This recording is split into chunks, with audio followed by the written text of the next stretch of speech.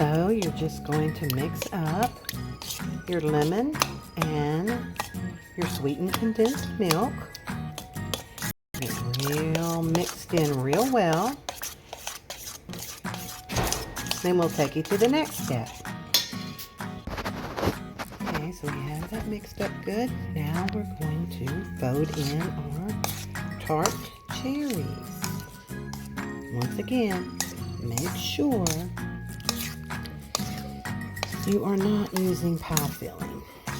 Just mix that up real good.